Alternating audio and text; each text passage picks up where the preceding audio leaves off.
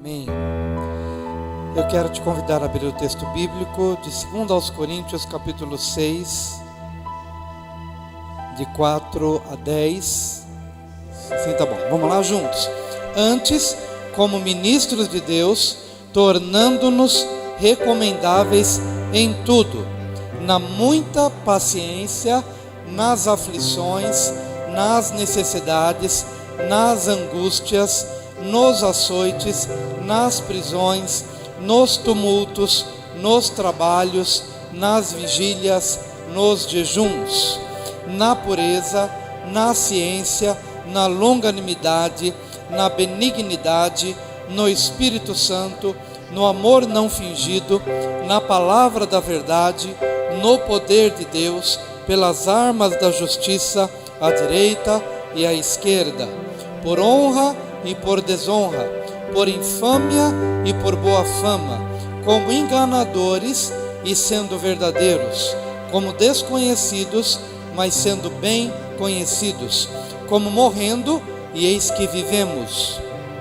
como castigados e não mortos, como contristados, mas sempre alegres, como pobres, mas enriquecendo a muitos, como nada tendo e possuindo tudo.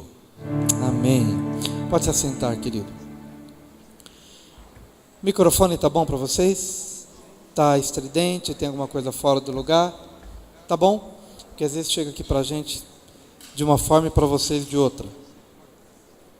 Amém. Graças a Deus. Boa noite a todos. Graça e paz. Eu gostaria de falar nessa noite sobre o tema sendo recomendável. Esse é o tema da ministração desta noite, sendo recomendável. Queria que você dissesse para o seu vizinho: Deus quer que você seja uma pessoa recomendável. Diga isso para ele.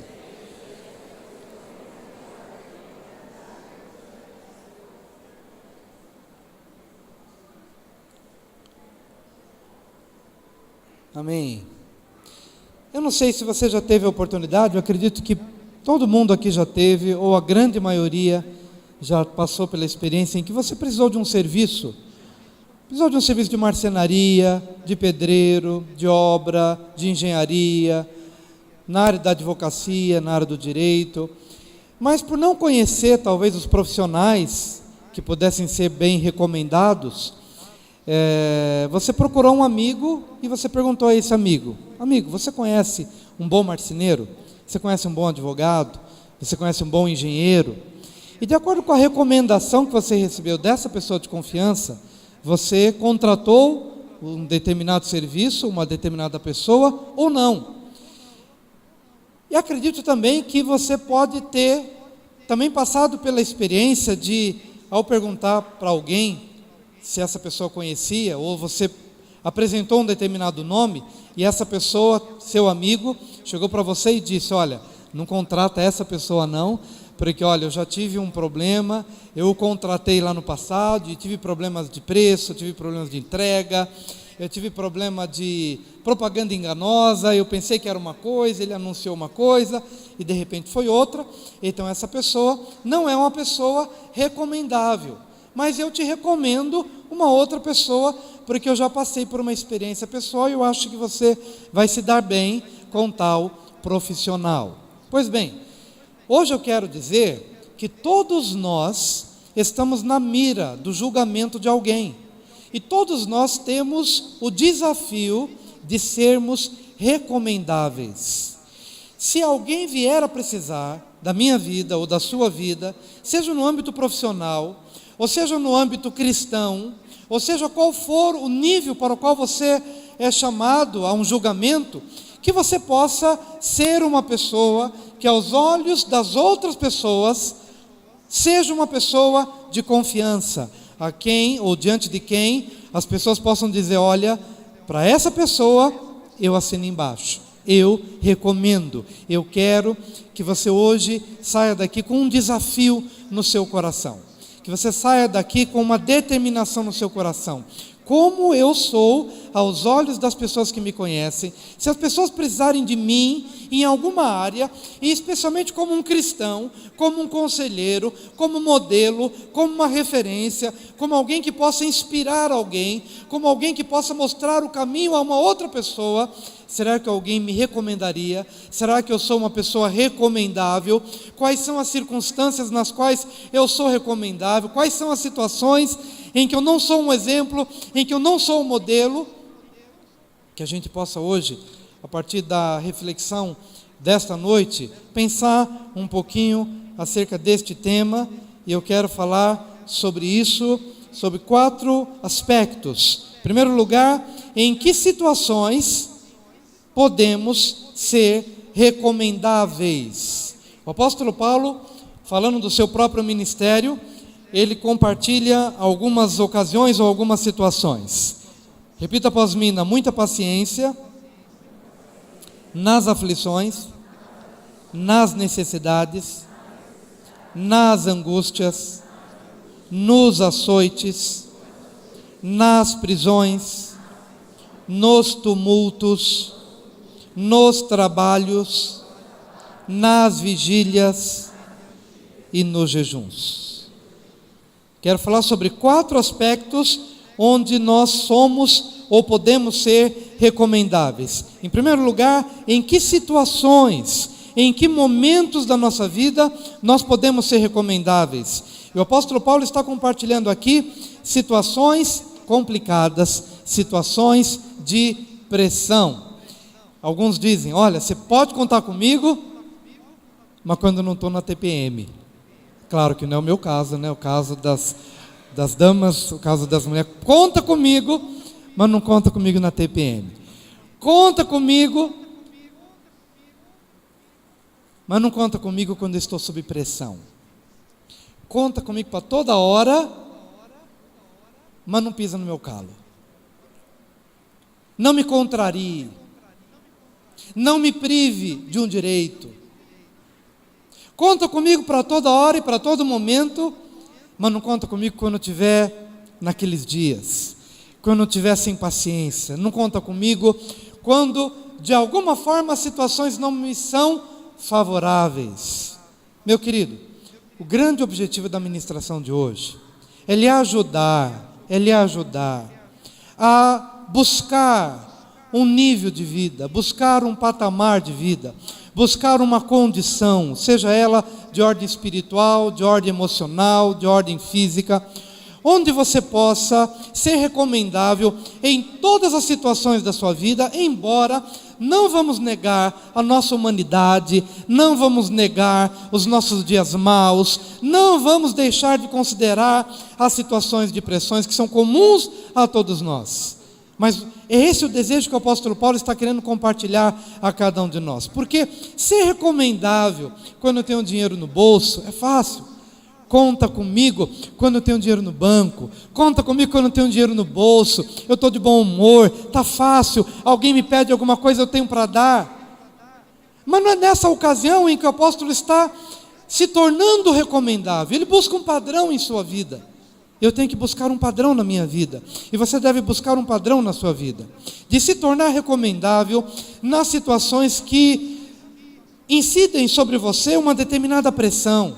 Por exemplo, as situações em que você precisa ser paciente, em que você está pedindo por um dia e não chega, você espera por uma semana e não chega, espera por um mês inteirinho e não chega, e você tem de ser paciente. Naquele ano inteiro, parece que algumas pessoas passam um ano inteiro: pastor, esse ano para mim demandou muita paciência, olha que eu orei, olha que eu jejuei, olha que eu esperei, eu fiz tudo certinho. Mas ele está dizendo, ser recomendável nos momentos em que demanda paciência, ser recomendável nos momentos das aflições, ser recomendável nas situações de necessidades. E eu te pergunto, por que Deus permite que eu passe por necessidade? Deus não é um Deus bom? Deus não é um Deus provedor? Mas por que às vezes Ele me permite passar por momentos de necessidade?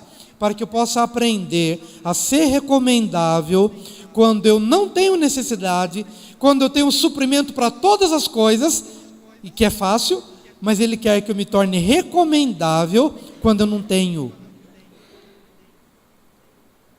Ele quer lapidar o meu caráter, Ele quer lapidar o formato da minha vida nos momentos em que eu não tenho, e mesmo assim sou recomendável. Não estouro com ninguém, pelo fato de não ter, ou de passar alguma necessidade. Isso não me dará motivo para estourar com o marido, para explodir com a esposa, para chutar os filhos, para reclamar de Deus.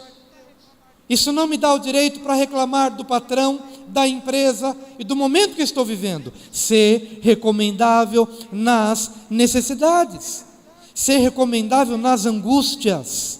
E olha que a angústia é uma coisa como que uma espada profunda na alma. Angústia é algo inexplicável, parece que você vai morrer. O apóstolo Paulo está falando de angústia, porque naquela época não era comum a linguagem da depressão, né? Você não vê muitas pessoas falando de depressão.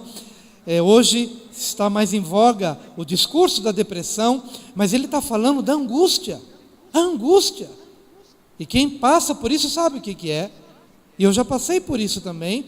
E há momentos em que parece que a gente está num vale profundo, você não sabe explicar. Você tem Jesus no teu coração, você tem a palavra de Deus no teu coração, você conhece Deus, mas você não explica. Há momentos, há um determinado momento, talvez da semana, ou do mês, ou do ano, onde você passa por um momento profundo. É uma angústia inexplicável. Não quer dizer que você não é crente, não quer dizer que você não crê em Deus, não quer dizer que você não ora, mas é uma angústia, é uma espada na sua alma atravessada, e que te dá um sentimento extremamente desagradável.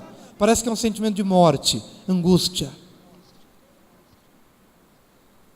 E às vezes a gente pensa assim: bom, porque eu estou com angústia, então eu posso ser mal-humorado com as pessoas? Porque eu estou com angústia, todo mundo tem que me compreender, eu vou falar do meu jeito, eu vou agredir as pessoas. Mas não é isso que Paulo está dizendo. Você deve buscar um padrão para a sua vida, de maneira que, mesmo que as pessoas saibam, fulano de tal está angustiado, mas ele continua educado. Ele está angustiado, mas ele continua sendo paciente. Ele está angustiado, a gente percebe, ele está abatido, ele está tristonho. Mas a despeito da espada atravessada na sua alma, ele é uma pessoa recomendável. Ele é uma pessoa que, sob pressão, ele não vai ser um instrumento de ira ou um instrumento de explosão. Ele não vai ser um instrumento de ferida, não vai ser um instrumento de aborrecimento para outros, porque ele tem aprendido a viver na graça do Senhor, de tal maneira que ele se torna recomendável na muita paciência, nas aflições, nas necessidades, nas angústias, nos açoites e nas prisões. E olha que quem está falando disso, de ser recomendável nos açoites e ser recomendável nas prisões, era alguém que sabia de cátedra o que é ser açoitado, sabia por experiência própria o que é ter os lombos inchados, rasgados pelos açoites, pelos chicotes, pela inflamação, pelas costas doloridas, junto com seu parceiro de ministério, Paulo e Silas, depois de apanharem muito dos soldados, depois de apanharem muito, de serem açoitados, flagelados, tendo as suas costas rasgadas, com chicotes, foram presos injustamente. Mas como é que eles trataram os seus algozes? Como eles viram os seus agressores? Como eles viram os seus violentadores? Com as costas dilaceradas, meia-noite, presos injustamente, começaram a entoar um cântico de adoração a Deus, inexplicável. Diga para o seu vizinho: isso é inexplicável. só se explica em Deus. Diga para o seu vizinho, isso é inexplicável, só se explica em Deus. Aleluia.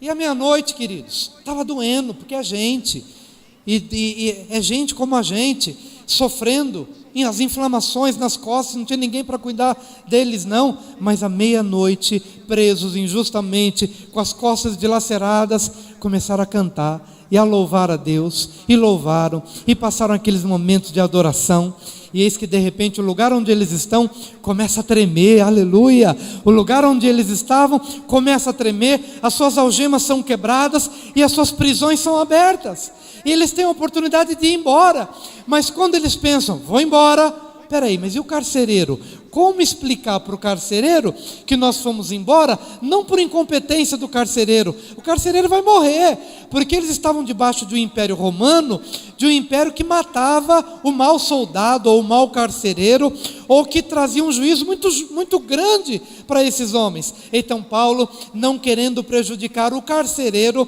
não querendo prejudicar os seus próprios algozes, o que ele faz? Ele não foge, e ele fica lá, e ele volta, e o que ele faz? Ele prega o evangelho para o carcereiro, e prega o evangelho para toda a família do carcereiro, e toda a família se converte. Agora eu te pergunto, se na hora dos açoites, e se na hora da crise, ele tivesse blasfemado do carcereiro, ou dos homens, ou dos soldados, como ganhá-los? Como xingar alguém que me agride, e depois ser uma referência para ele? Como xingar a pessoa que nos fechou no trânsito, e de repente essa pessoa que nos fechou, para na porta do templo para participar do mesmo culto, e aí você tem que, com a maior cara lisa, chegar para essa pessoa e dizer, olha, eu briguei com você lá na rua, e você está vindo para o mesmo culto que eu, e você tem que olhá-lo nos olhos, pedir perdão para ele. Mas se você não se encontrasse aqui no culto, ia ficar por isso mesmo? Eu quero te dizer, querido, que o apóstolo Paulo está dizendo que eu preciso ser recomendável. Ser recomendável nos momentos bons é muito fácil. Sorrir para as pessoas quando tudo me vai bem é muito fácil. Mas ser recomendável na muita paciência, nas aflições, nas necessidades, nas angústias, nos açoites, nas prisões. Só voltando à história do carcereiro. O carcereiro se converteu, e a família do carcereiro se converteu. E a família do carcereiro depois tratou as feridas de Paulo.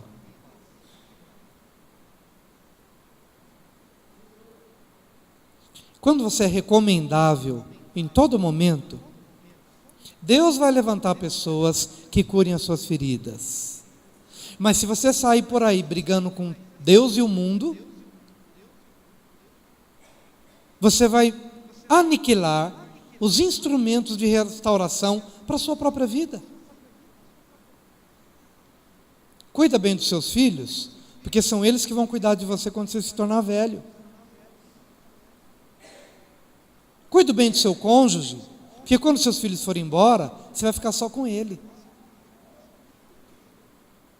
Seja recomendável nos açoites, porque a própria pessoa que te feriu pode ser a pessoa, instrumento de Deus para lhe curar. Você não sabe. Lá em Eclesiastes a Bíblia diz, lança o teu pão sobre as águas, porque depois de muitos dias o acharás. Reparte com 7 e até com 8, porque você não sabe que mal virá sobre a terra. Seja recomendável. Seja recomendável repartindo o seu pão. Seja recomendável, mesmo sendo caluniado, falando bem. Mesmo sendo perseguido, orando pelo que te persegue. Mesmo sendo odiado, amando aquele que te odeia. Seja recomendável em toda e qualquer situação, especialmente nos momentos de crise, Porque as pessoas que hoje te ferem podem ser as mesmas pessoas que amanhã Deus se utilizará para curar e para restaurar a sua vida, ou para estender a mão para um filho seu. Seja recomendável. Seja recomendável. Na muita paciência, nas aflições, nas necessidades, nas angústias, nos açoites, nas prisões, nos tumultos, nos trabalhos, nas vigílias, nos jejuns. Quando ele fala aqui de vigília e de jejum, ele não está falando das vigílias da igreja. Olha, nós vamos agora passar uma noite de oração aqui na igreja, uma vigília de oração. Não é dessa vigília que ele está falando, embora essas vigílias ele fazia muito, mas as vigílias é quando ele não conseguia dormir mesmo. As vigílias é quando ele estava em viagem, e nas viagens, talvez nas tempestades noturnas, nos momentos de luta, ele não conseguia dormir. Nos jejuns, os jejuns programados e os jejuns não programados, quando realmente, dependendo do momento da vida, não tinham o que comer, devido à demanda do trabalho, os jejuns. Quem é que fica meio irritado quando não consegue dormir ou quando não consegue comer? Quem é que fica meio irritado? Quem é que fica meio de jururu quando não consegue dormir ou quando não consegue comer? Eu quero confessar o meu pecado aqui. Eu fico um pouco irritado quando eu não como. Quando eu não como, eu fico um pouco irritado. E os meus filhos chegam às vezes a dizer assim: o pai entrou num jejum, então fica esperto, porque ele vai ficar meio irritado. Claro que eu não vou ficar chutando tal, mas vamos perceber que o humor muda. O humor muda. Quando você não dorme, o humor muda. Quando você não come direito, o humor fica alterado. E esses são os momentos, e também nos muitos trabalhos. Quando a pessoa trabalha muito, é por isso que ele coloca trabalho no plural, nos trabalhos, ser recomendável nos trabalhos. Amados, às vezes nós estamos esgotados, ou é pelo muito trabalho, ou é pelo jejum, ou é pelas vigílias. E é justamente nessas ocasiões em que você tem que vigiar. Você deve buscar uma vigilância nesses momentos em que você percebe que o seu humor se tornou vulnerável. E a maneira como você vai lidar com as pessoas pode ser alterada por conta disso. Ser recomendável. E é nessa hora em que você deve pedir: Senhor, ajuda-me, estou sob pressão. Senhor, estou pegando o carro agora, estou querendo chegar a determinado lugar e estou sob pressão. Eu quero vigiar em cima dessa condução. Eu não sei o que pode acontecer, mas eu quero vigiar. Porque eu entendi que a Tua palavra quer forjar em mim um homem recomendável nos momentos de calmaria, mas um homem que é confiável e que é recomendável, mesmo quando ele está debaixo de extrema pressão. Temos buscado isso em nossa vida? Exatamente esse padrão que nós devemos buscar. Ser recomendável. Ser recomendável. Em nome de Jesus.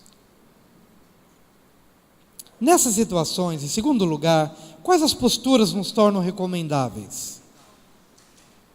Quais as posturas nos tornam recomendáveis?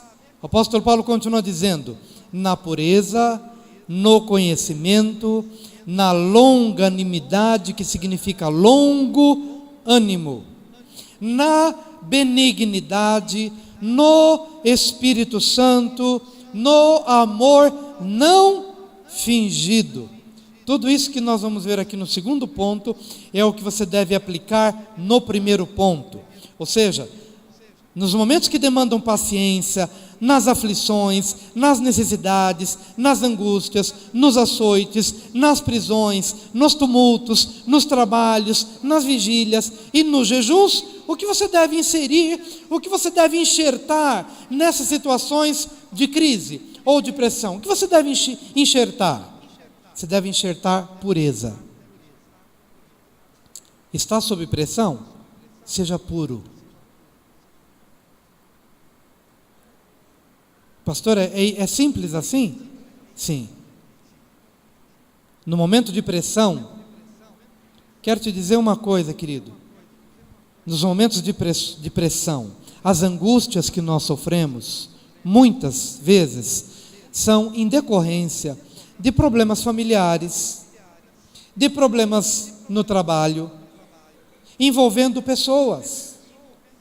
Alguém vai chegar para você e vai dizer: estão querendo puxar teu tapete, ou estão falando mal de você. Fique esperto. E naquela hora, uma semente maligna pode ou não pode ser introduzida no teu coração. O que agrava a nossa aflição? O que agrava a nossa angústia? Um relacionamento quebrado, um mal-entendido. E é justamente nessa hora que você precisa do antídoto certo para ser recomendável em todas as situações adversas. E para que você possa vencer os momentos de pressão, você tem que entender o seguinte: Senhor, nesses momentos que eu estou vivendo, talvez de mal-entendido, alguém me cochichou alguma coisa no ouvido acerca de alguém, o que devo pensar acerca disso? E o que eu devo sentir acerca disso? Eu não sei se é verdade ou não, mas uma coisa eu sei, é que no meu coração, que o meu coração será um coração puro, destituído de malignidade. Veja que no mesmo patamar nós encontramos as duas palavras: na pureza, no conhecimento, na longanimidade, na benignidade, no Espírito Santo e no amor não fingido, chamando atenção para duas coisas: pureza e benignidade. Diga para o seu vizinho: pureza e benignidade. Pureza e benignidade. Pureza e benignidade. Vamos pensar nisso, queridos. Pureza e benignidade. O oposto disso é impureza. Conceber no coração uma palavra que te faz mal e te leva a pensar mal de alguém.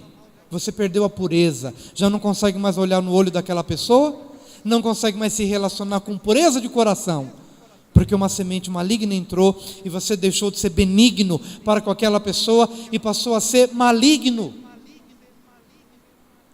Talvez já intentando alguma coisa que não seja algo bom em relação ao outro. E é nesse momento que eu preciso também ser recomendável. Na pureza, no conhecimento, nem tudo é como lhe disseram, nem tudo é como você pensa, nem tudo é como você sente, mas em Deus você vai buscar o conhecimento necessário para que, com base no verdadeiro conhecimento acerca daquilo que lhe concerne, você possa vencer o mal-entendido, a mentira, o engano, ou aquilo que está roubando a sua paz. Mas na base da pureza, na base do conhecimento e na base da longanimidade, do longo ânimo. Veja que é isso que nós temos que aplicar nas situações que compartilhamos lá atrás. Por exemplo, nas necessidades, nas aflições, na muita paciência, nas angústias, problemas que não se resolvem agora. E eu preciso do longo ânimo para poder vencer aquilo, mas em todo tempo sendo benigno. Qual que é a tua natureza? Depois de ter recebido Jesus Cristo como Senhor e Salvador da sua vida, a sua natureza é de benignidade. Você não deve fazer outra coisa que seja incompatível à tua nova natureza. Antes éramos malignos no pensamento, na vontade e nas decisões, mas o Senhor arrancou de nós a semente maligna e plantou a semente da benignidade, para você fazer bem em todo o tempo. Faça o bem para sua esposa, faça o bem para os seus filhos, faça o bem para as pessoas que cercam a sua vida, porque você é benigno. Benigno. Não somos malignos. Na benignidade, no Espírito Santo. Levanta a sua mão, diga: o Espírito Santo é o meu companheiro de todas as horas, na angústia, nas aflições, nos trabalhos, nos tumultos, nos jejuns, nas vigílias, nas necessidades. O Espírito Santo é meu companheiro. Aleluia. E sabe o que esse Espírito Santo vai fazer na sua vida?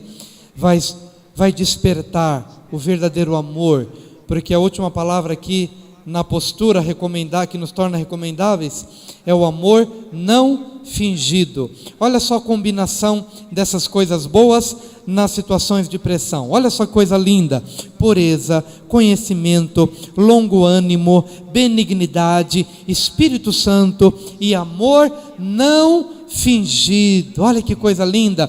Todos esses elementos que combinam um com o outro serão aplicados em todas as situações adversas. E todos esses elementos o ajudarão a sair do outro lado vitorioso. Esse amém está muito tímido.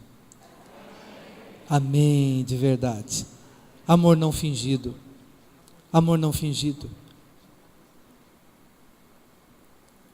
Que a tua oração hoje possa ser, não terminei a mensagem, mas que a tua oração hoje possa ser assim: Senhor, eu estou passando por momentos que demandam paciência. Estou passando por momentos adversos, por vales, mas eu quero passar por esse vale puro, com meu coração puro. Quero conhecer o que é necessário acerca do que eu estou vivendo, que a luz do Senhor incida sobre esta minha realidade. Quero ser benigno, quero estar pronto a não encarar esta situação com um olhar maligno, reclamando de Deus, das pessoas ou da crise. Quero ser benigno, quero ter como parceiro e amigo principal o Espírito Santo. O Espírito Santo, meu amigo, meu conselheiro, minha luz, minha vida, que há de trazer direção para cada novo momento da minha vida, especialmente para esse. Espírito Santo. E eu quero ter um amor genuíno, um amor não fingido, não é um amor mascarado, um amor que eu tenho apenas que fazer novela, fazer cena. Eu quero ter um amor genuíno. E quero aplicar esse amor, o amor genuíno, exatamente nesse momento de pressão em que estou vivendo. Ajuda-me a viver dessa forma. Ajuda-me a viver dessa forma. Com um amor não fingido, na pureza, na ciência, na longanimidade, na benignidade, no Espírito Santo e no amor não fingido.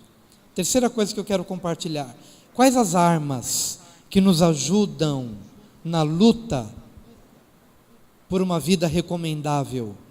Quais as armas? Diga para o seu vizinho: há algumas armas. Diga assim para ele: há algumas armas. Há algumas ferramentas, há alguns instrumentos que você precisa, porque estamos em batalha, queridos. Nós estamos em guerra. Amém? Há uma luta. E a gente precisa vigiar.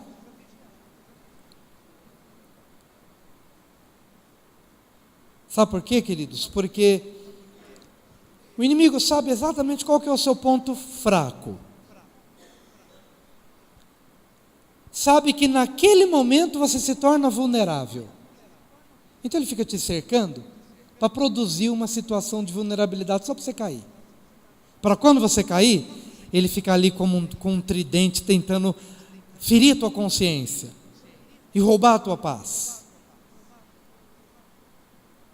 Ele sabe quando você está vulnerável.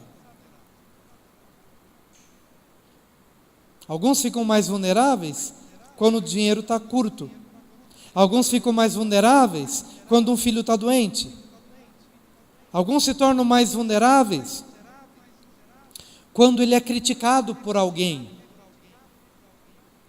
Como é que o inimigo sabe? O inimigo não é onisciente para saber de todas as coisas, mas ele fica à espreita, sabe qual que é o seu ponto fraco. Então ele fica ali.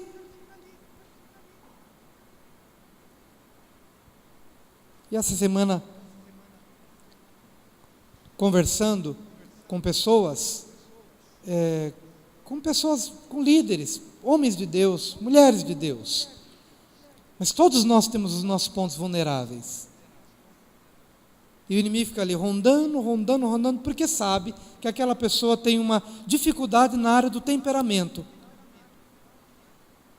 E as situações se levantam, e a pessoa não percebe que ali é uma cilada, que o inimigo está promovendo para a queda dele, e no momento ali do sangue quente, pega e fala alguma coisa, ou se expõe a uma situação de risco. É para isso que eu quero te chamar a atenção. Porque teu casamento é uma bênção. Eu queria apenas que você se tornasse mais consciente das áreas de vulnerabilidade, para que seu casamento não venha a sofrer, para que a relação com seus filhos também não venha a se perder.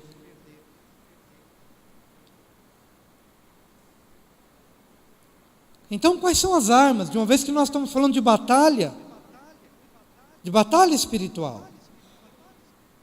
O apóstolo Paulo, nesse texto bíblico, nos ensina: na palavra da verdade, no poder de Deus, pelas armas da justiça, à direita e à esquerda. Diga, na palavra da verdade, no poder de Deus, pelas armas da justiça, à direita e à esquerda. Glória a Deus. Diga a palavra da verdade. Você está vivendo um momento de crise, de pressão na empresa, aí chega alguém e diz o seguinte: escuta, eu acho melhor você molhar a mão lá do homem lá da prefeitura, para você poder ter esse alvará liberado, ou esse documento liberado. É melhor molhar a mão, para quem não sabe, é dar um dinheiro, é dar uma graninha, vai lá e dá uma graninha, porque senão não vai sair. Ou então, é melhor você fazer alguma coisa que talvez não seja tão convencional ou tão lícito, porque afinal de contas você está em crise, você pode quebrar. Faz alguma coisa. Você ouve. Alguém te apresenta uma proposta. E é justamente nessa hora, querido, que você precisa de uma arma. A palavra da verdade. Diga, a palavra da verdade. Amém? A palavra da verdade. A palavra da verdade vai te livrar dos enganos. A palavra da verdade vai te livrar dos subornos. A palavra da verdade vai te livrar das ciladas que são preparadas no caminho e que às vezes você não sabe julgar, é certo ou não é, mas o que é a referência? O que é o padrão que te livra? É a palavra da verdade. Pastor, mas se eu ficar na verdade, Deus vai trazer livramento? Sim, porque o segundo elemento é no poder de Deus. Diga, no poder de Deus. Deus pode me livrar da falência, Deus pode trazer cura, Deus pode realizar algo acima do meu entendimento, acima da minha compreensão.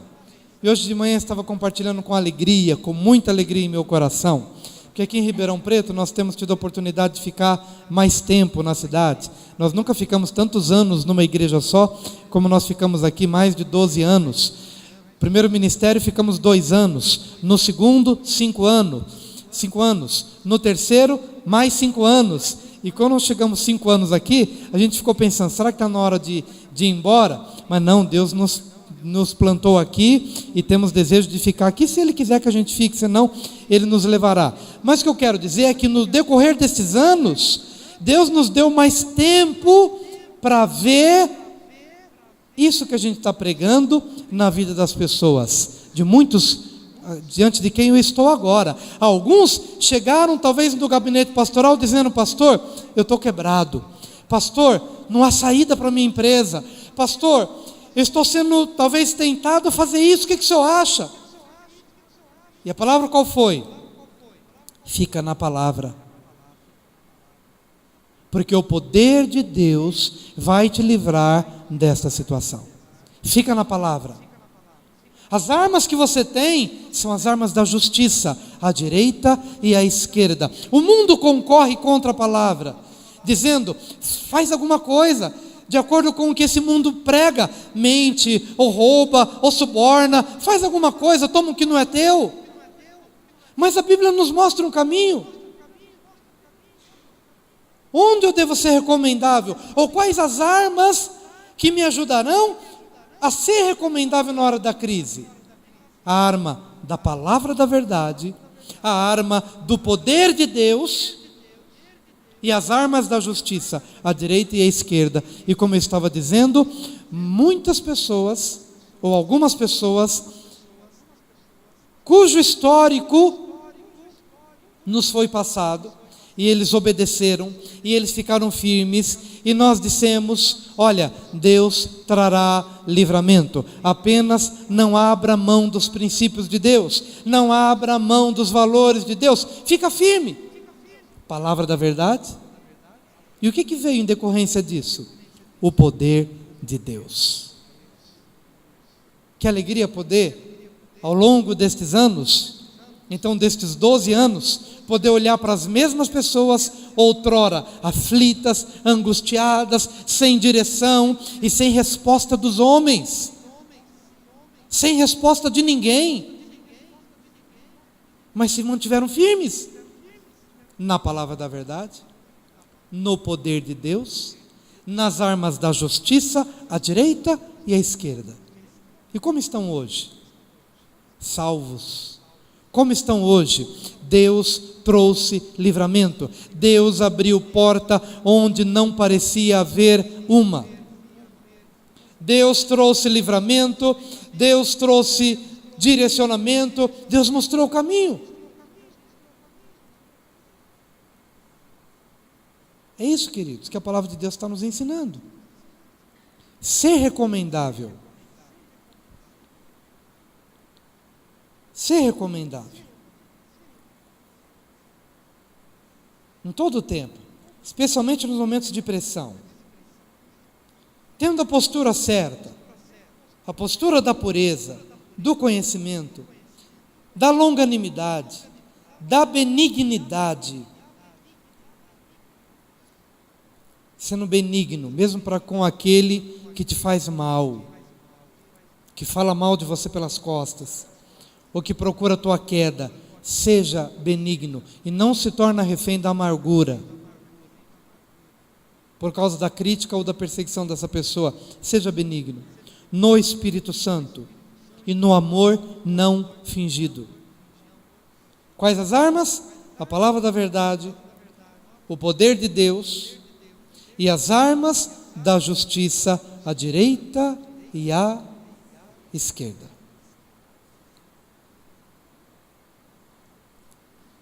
Em último lugar, qual a consciência daqueles que são recomendáveis? Essa última parte, Paulo, como sendo um extremo conhecedor da palavra de Deus, mas ele também era um poeta. E ele escreve tão bonito aqui que eu gostaria de ler de novo com os irmãos.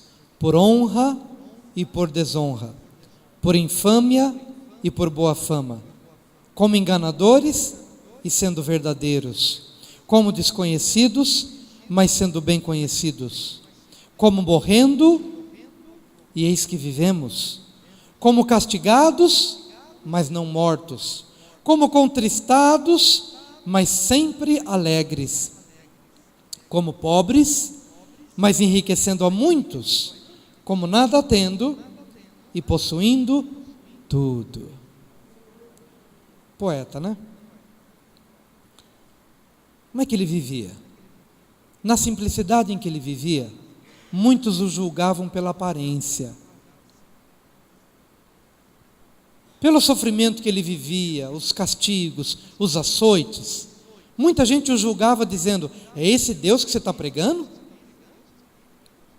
Que te permite ser açoitado, que te permite passar por necessidades? Então, aos olhos das pessoas, ele era tido como alguém de pouco valor.